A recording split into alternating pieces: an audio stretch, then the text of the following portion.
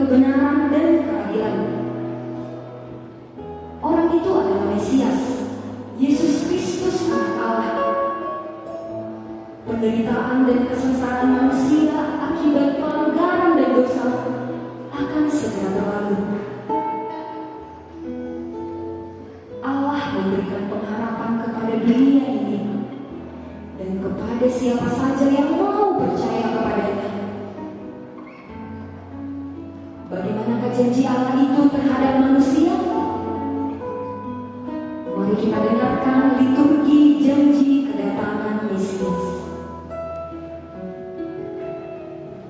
Sesungguhnya aku mengutus seorang malaikat berjalan di depanmu untuk melindungi engkau di jalan dan untuk membawa engkau ke tempat yang telah kusediakan. Angkatlah kepalamu, hai pintu-pintu gerbang, dan terangkatlah kamu, hai pintu-pintu yang berabad-abad, supaya masuk dari kemuliaan. Siapakah itu dari kemuliaan? Tuhan, Jaya dan Kuasa. Tuhan, Jaya dalam peperangan. Sebab seorang anak terlahir untuk kita, seorang putra diberikan untuk kita.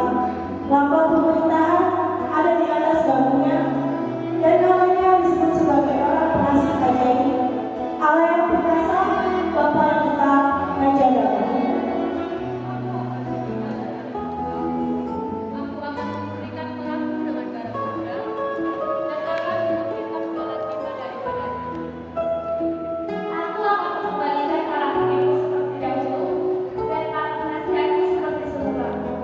Setelah itu, engkau akan disebutkan kota keadilan, kota yang setia.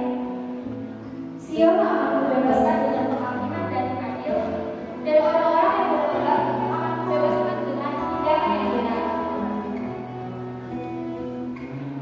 Sebab itu, Tuhan menantikan saatnya hendak menunjukkan kasih-Nya kepada kamu.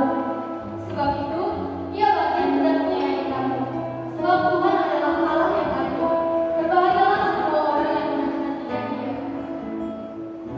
Maka terang bulan purnama akan seperti terang matahari terik, dan terang matahari terik akan 7 kali ganda, yaitu seperti 7 hari pada waktu Tuhan menyembuhkan luka umatnya dan menyembuhkan hubungan.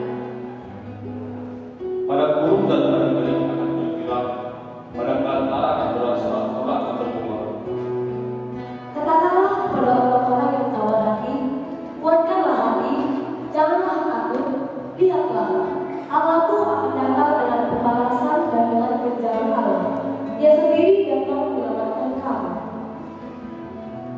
Karena pada waktu itu mata orang-orang buta akan disediakan dan telinga orang-orang tuli akan dibuka. Pada waktu itu orang lumpuh akan melompat seperti rusa, dan mulut orang bisu akan bersorak-sorai, sebab mata air memancar di padang gurun dan sungai di padang belantara. Dan orang-orang yang direstui Tuhan akan pulang dan masuk ke Sion dengan bersorak-sorai.